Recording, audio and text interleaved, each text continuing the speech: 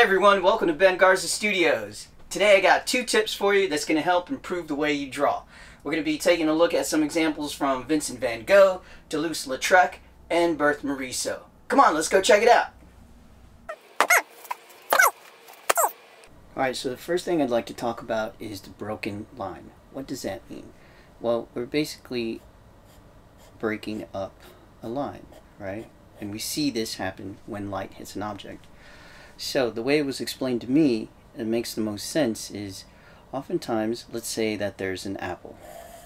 What I see a lot of artists do, or younger artists, is draw an apple, like such. So it's a continuous line all the way around. Let's say, for example, that our light source is coming from this direction.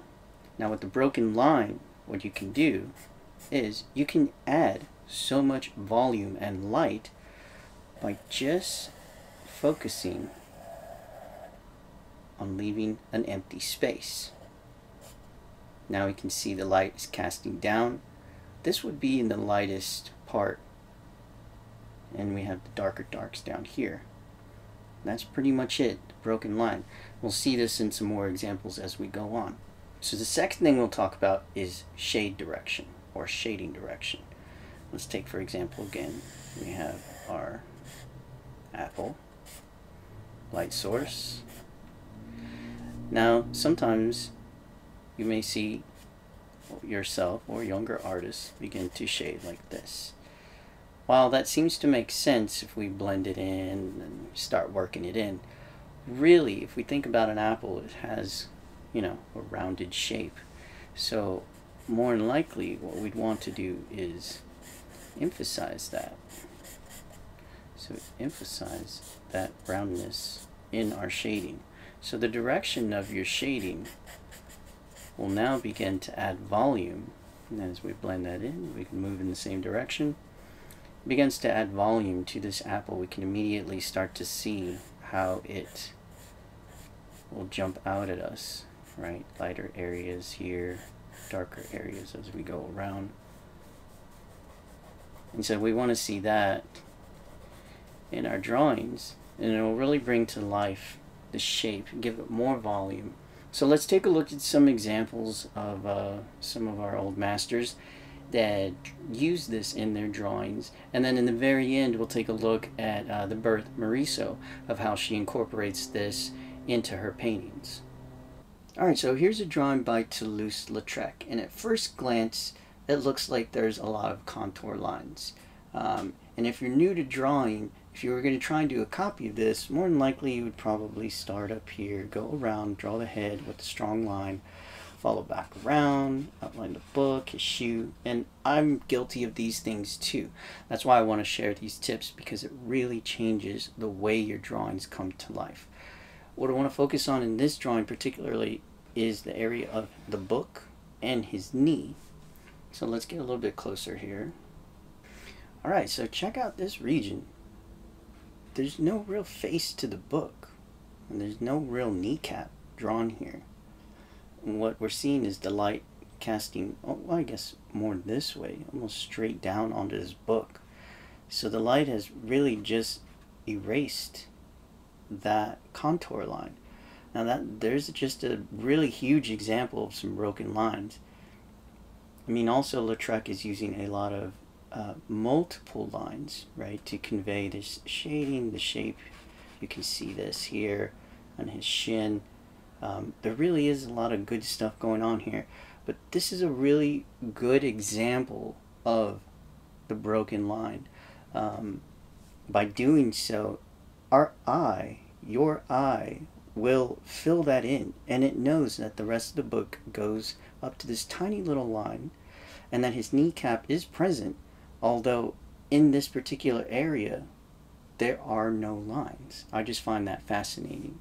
Alright, so let's take a look at the next example by Lautrec.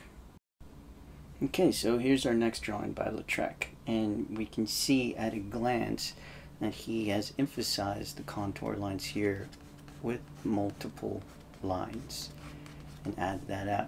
But what's really happening at the top here in the head, let's get a little bit closer and check that out. Completely gone.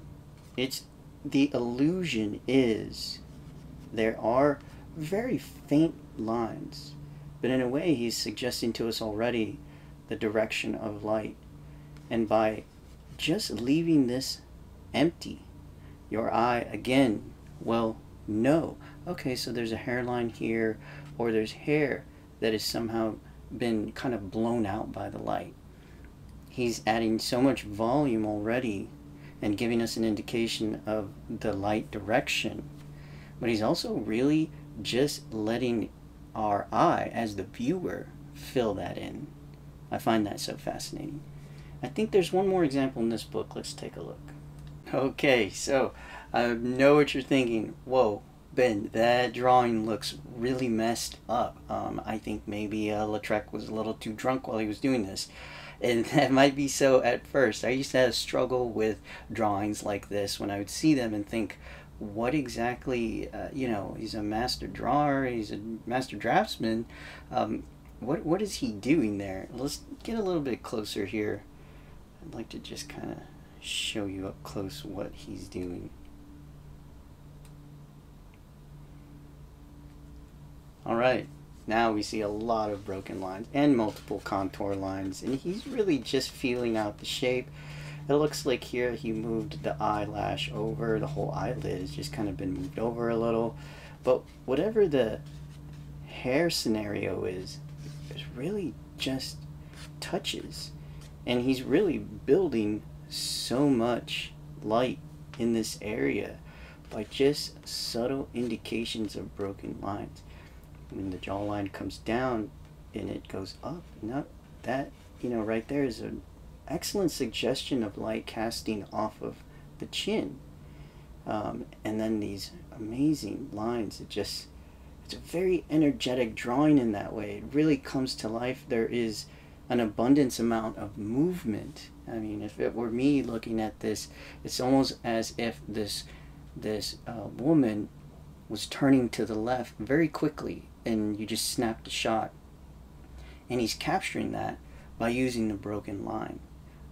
This, to me, these kinds of drawings really take the whole drawing to a very energetic, vibrant, they just have a lot of energy to them, and it's almost as if, Lautrec just walked away and we're getting a chance to peek over at the table of what he was doing. So there's that's how I'm using the word presence. There's just a lot of not only the subject, but Lautrec himself. I mean, just wonderful lines coming in and around, and I'm sure that he would, begin to build on something like this, but even leaving a drawing this way, there's just so much to say. He's said so much by leaving it in this way. Okay, let's move on now and let's take a look at shading direction, and I'm going to use Van Gogh for that. So let's take a look at that now. Alright, so now we're taking a look at Van Gogh. This is out of the book of Letters to Emile Bernard, just in case you were wondering. But let's take a look at this little drawing here. I really was fascinated when I first saw this by the directionality of the trees. Right? This upward movement really just creates a lift in this little drawing. Now Van Gogh really was a master at directional lines, and you'll see that in a lot of his paintings. But concerning his shading and how he would use these little marks to indicate direction, I mean, even down this line, cross, we're looking, horizontally at the yard, we can see that he's giving us this impression here. Yeah, all over the place. Back in these directional lines we see down here.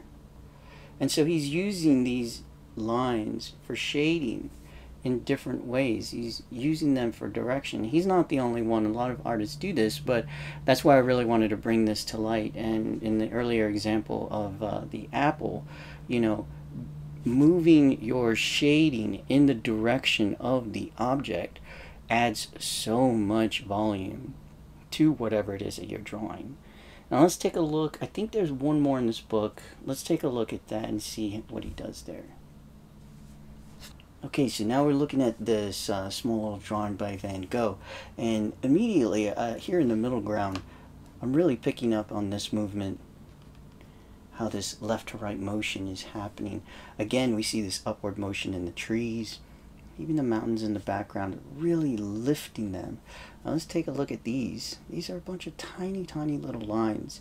He's still just moving in that direction off into the distance. And like I said before, you know, you see this in a lot of Van Gogh. He does this everywhere, which really makes his paintings unique. One of my professors told me that Van Gogh really was a master at combining drawing and painting. And I never really understood that until I started to look at his drawings and start to understand how he's doing that. So this really could be a painting by Van Gogh. And if you see some of his drawings that have been turned into paintings, you really see his directionality of shading come through in his works, which really is just one of the many things that makes Van Gogh painting so interesting. All right, so now that I said all that, let's take a look at a painting by Berthe Morisot, where we can see both of these concepts coming together. All right, so here's a drawing and a painting side by side by Berthe Morisot. If you follow my Instagram account or my TikTok account, you'll see that I did this as a morning sketch. And really, I believe the reason this drawing particularly really just took to me that morning was I was just really fascinated by, again, broken line here in the hand, really emphasizing that light that was coming in. You can even see in the top part of the, I guess it's like a towel that the young bather would be using. You can see the broken line there in the drawing. And then when we look over at the painting, again, we see how she's using this. Let's take a look at the hand because we talked about that. There's a lot of light in this hand, right? So if you're on your palette, you're really going to be adding just a minimal hint of color to your white to really get that to happen. But I really enjoy this side-by-side drawing and painting because it really gives you an idea of how far this can go and where it goes, really, because that's where it goes, right? You have these broken line which indicates a lot of light, and then when you begin to paint, you're really going to emphasize that with your white paint. Let's take a look at directionality here. Just in the drawing alone, we can already see that she's thinking that this is the fall off of the young bather at the edge of the pond. And we see her execute that here in the direction of her brush. There is some upward direction in the leaf. I guess these are like, what do they call those? They're like, I guess it's like, I don't know. Yeah, I'm trying to think of the word. It's not coming to me. This little plant life that you see down here in the water, and take a look at the directionality, you know, in the boat as she pulls it across, and then just to give us an idea of the pond, she really just kind of moved the brush in this direction along the way, really helping this, you know, horizontal downward motion and moving from left to right into the subject. I just find that so fascinating.